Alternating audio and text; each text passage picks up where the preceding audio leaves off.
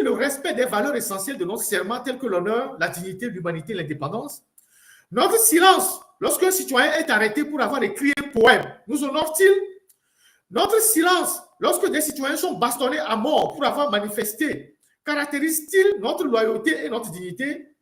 Ici également, je pense que la réponse est non. Notre code de déontologie nous demande d'exercer nos fonctions avec dignité, conscience, indépendance, probité, honneur, loyauté, délicatesse et courtoisie. Article 3. L'article 4 poursuit dans un style contraignant que l'avocat doit, en toutes circonstances, veiller à son indépendance et éviter toute compromission. Le silence de notre barreau face à ces questions fondamentales, droit à la vie et au respect de l'intégrité physique et morale, droit de vote, liberté d'expression, liberté de réunion, liberté de penser, droit d'accès à une justice équitable et indépendante dans un délai raisonnable, droits socio-économiques, culturels, notamment droit d'accès équitable aux richesses du pays, questions dont la plupart ont une assise d'abord juridique et constitutionnelle, ne s'apparente-t-il pas plutôt à une compromission? Cela me semble. Notre silence dans un contexte d'absence totale de contre-pouvoir et de musellement des partis politiques ne ressemble-t-il pas plutôt à un parti pris pour le plus fort, c'est-à-dire les gouvernants, ce qui caractériserait un renoncement à notre indépendance? Cette position préserve-t-il vraiment notre indépendance et notre dignité? Pour ma part, la réponse est non. Notre responsabilité devant l'histoire est en jeu et les enjeux sont énormes. Notre position actuelle risque, avec le temps, de mettre à néant le peu de respect qui nous reste au sein de notre société. Je viens donner une alerte afin que d'autres dispositions soient prises. Je pense que le moment est venu pour que vous posiez un acte d'audace en allant dans le sens de votre engagement pris avant votre élection. C'est pourquoi je viens vous proposer la publication d'un communiqué ou d'une déclaration qui lève tout équivoque sur toute compromission de notre barreau et montre notre attachement aux valeurs fondamentales de l'État de droit, que sont notamment le respect des droits et des libertés fondamentales des citoyens, le droit du peuple à s'autodéterminer en adoptant sa constitution, l'indépendance de la magistrature, le respect des procédures légales, de la présomption d'innocence et de la dignité humaine en cas d'interpellation d'un citoyen pour une infraction présumée à la loi pénale.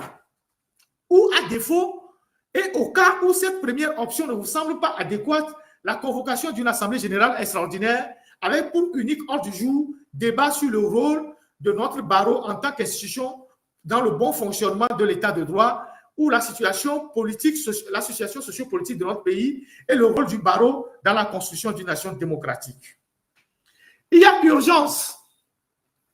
C'est pourquoi je demande pardon aux confrères et consoeurs qui ont les mêmes convictions que moi et qui seraient prêts à signer une pétition si je le leur avais proposé. Il y en a qui ont des convictions similaires, encore plus fortes que les miennes exprimées ici. Excusez-moi, chers confrères et consoeurs, de ne vous avoir pas associé. C'était plus fort que moi et je ne pouvais plus attendre. Je ne sais pas si pendant qu'on serait encore à la recherche de signatures, les choses se seraient empirées irrémédiablement, avec notamment la perte d'autres vies humaines. Et si l'auteur de la vie me rappellerait auprès de lui dans la minute d'après, sans que je ne fasse ma part. Je demande également pardon à mes excellents et formidables confrères et consoeurs, membres du barreau de l'Union des jeunes avocats du Congo, et particulièrement à Maître Amekou Dikafu, son président. Pardon de n'avoir pas pu vous convaincre de la pertinence de cette démarche lors de notre réunion du 29 juin 2025, au lendemain des événements des 26, 27, 28 juin. Pardonnez-moi, mes chers. Monsieur le bâtonnier, vous m'aviez fait un précieux cadeau il y a un peu plus d'un an, à l'occasion du 10e anniversaire de notre prestation de serment. Vous l'aviez accompagné d'aimables mots en ces termes. En jurant comme avocat d'exercer vos fonctions avec dignité, conscience, indépendance, probité et humanité, vous avez pris l'engagement sacré d'être au service de la justice. Ces quelques mots ne me semblent pas venir de la chair et du sang. Ils sont d'inspiration divine. Ils ont eu un retentissement profond dans mon âme. Je vous en remercie infiniment. Et je pense vous l'avoir exprimé par un courriel à l'époque. Ceci est ma façon d'honorer ce précieux cadeau. C'est ma façon d'être au service de la justice en faveur du peuple togolais en ce moment crucial de son histoire. Si je vous ai offensé, pardonnez-moi. Si j'ai été maladroit, pardonnez-moi. Je vous aime. Et mon Seigneur Jésus-Christ, source de principe, source et principe de toute vie, encore plus. qu'il vous vienne en aide et vous soutienne par son esprit. Dans l'attente d'une réponse favorable et urgente à cet appel, urgente parce que notre maison brûle, notre maison commune brûle, je vous prie de recevoir, monsieur le bâtonnier, chers confrères, chers frères, l'assurance de ma considération confraternelle et dévouée. J'ai fait ma part, fait à Lomé ce 20 août 2025, signé Maître Action Noël K. Bokodien, avocat au barreau du Togo, expert fiscaliste, inspecteur des finances publiques, option impôt, troisième secrétaire de la conférence de stage 2015, vice-président de l'Union des jeunes avocats. Voilà ce courrier que j'ai voulu partager avec vous. Ça a été assez fastidieux de le lire. Voilà un des avocats au barreau du Togo qui brise le silence, qui interpelle le bâtonnier sur le rôle des avocats dans la cité, le barreau, le silence du barreau. J'en avais parlé plusieurs fois ici. Nos prêches ne tombent pas dans les oreilles des sourds. Il y a beaucoup de Togolais qui nous suivent. Les gens se réveillent et c'est tant mieux pour la lutte que nous menons. Donc, félicitations à ce jeune avocat qui a eu le courage d'interpeller ses aînés, notamment le bâtonnier, sur le silence qu'observe le barreau par rapport à la situation délicate et aux nombreuses violations des droits de l'homme et de la liberté d'expression dans notre pays. Ce courage est à saluer, tout comme le courage de tous ceux qui aujourd'hui brisent le silence, qu'ils soient du côté du régime, qu'ils soient de la société civile, tous ceux qui aujourd'hui brisent du régime, qu'ils soient de la société civile, tous ceux qui aujourd'hui brisent le silence et manifestent leur désapprobation de la gouvernance qui est aujourd'hui, qui a droit de cité dans notre pays, tous ces gens-là sont à féliciter et à encourager. Alors, de ce courrier, j'aborde la deuxième information de ce live.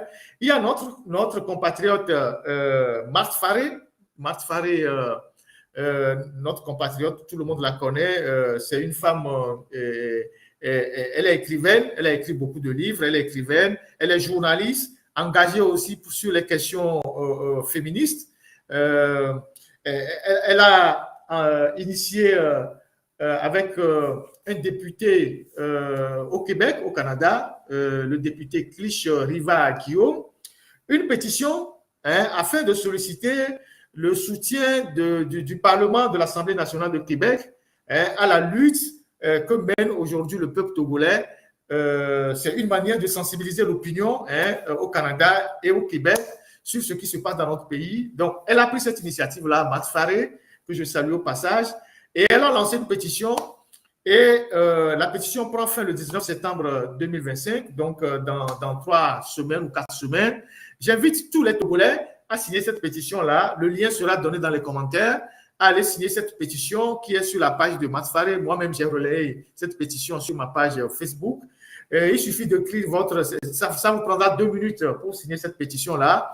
C'est important que nous signions aussi les pétitions qui vont permettre à certains compatriotes d'introduire la question togolaise dans certains milieux.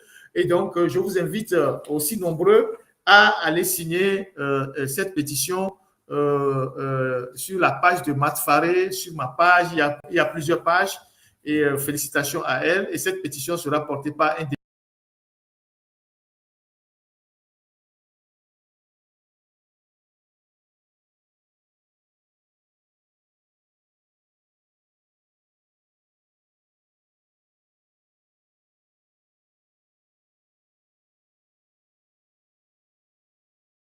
canadien du nom de Clich Riva Guillaume. Donc, voilà.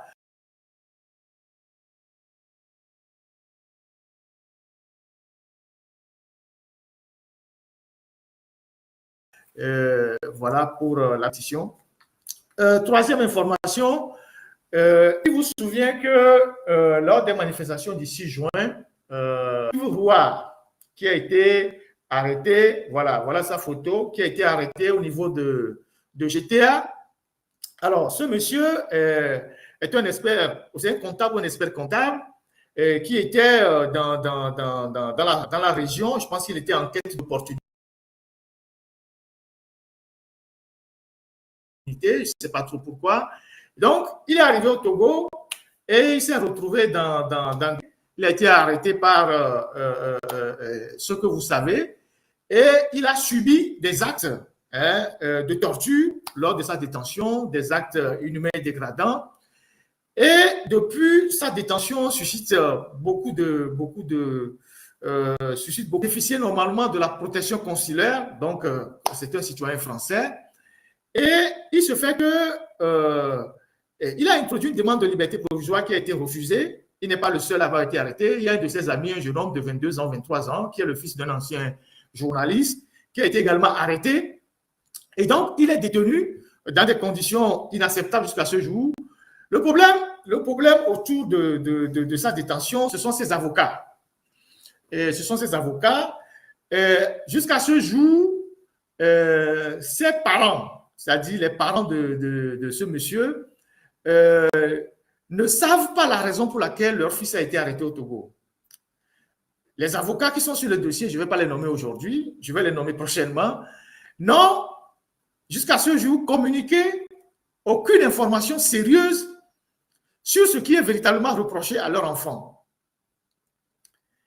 qui est toujours en détention.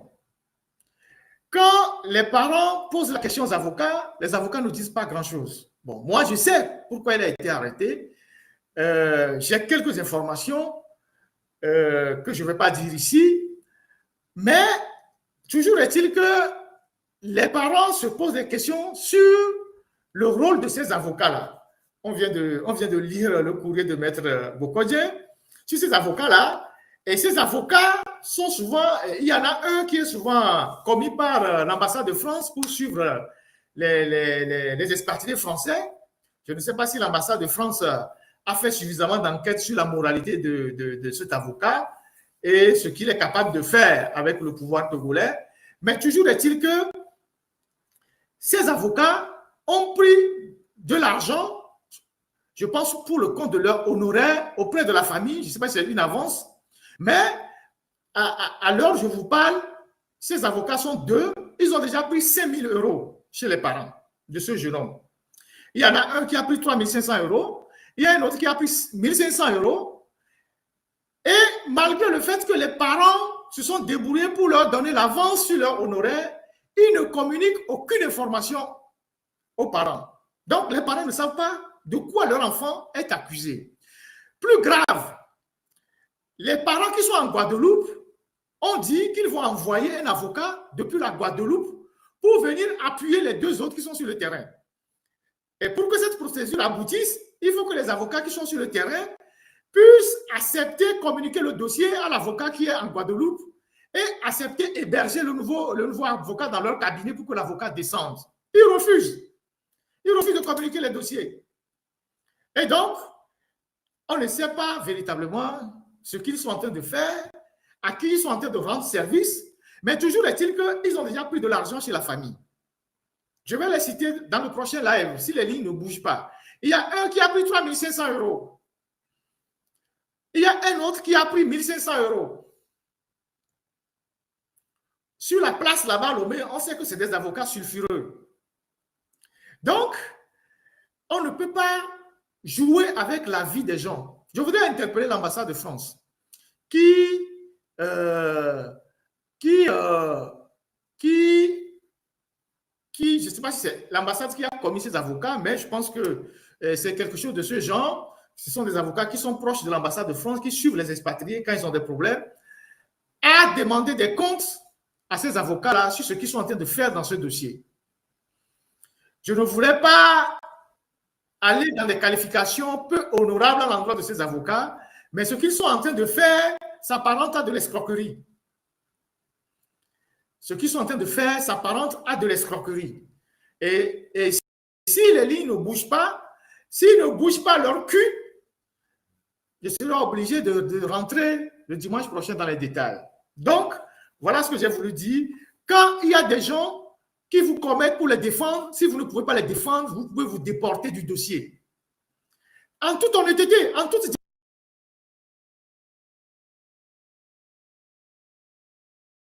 dignité. Si des gens vous ont commis pour les défendre et que vous n'êtes pas en capacité de les défendre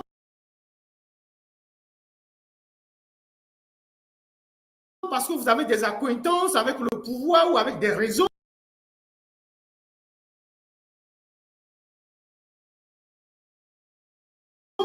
déportez-vous du dossier. Comment est-ce que vous refusez de leur donner toute information liée au dossier?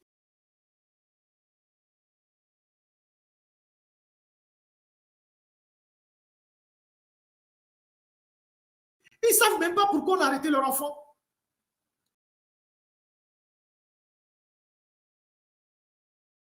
Ils ne savent même pas ce qu'on reproche à l'enfant. Ils ne savent pas ce qui se trouve dans le dossier.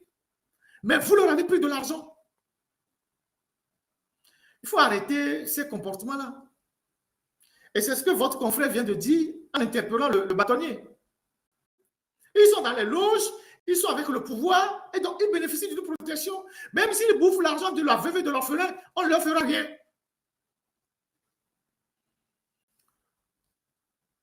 Donc, ça, c'est sûr, c'est pour le... lorsque j'ai évoqué la dernière fois le dossier de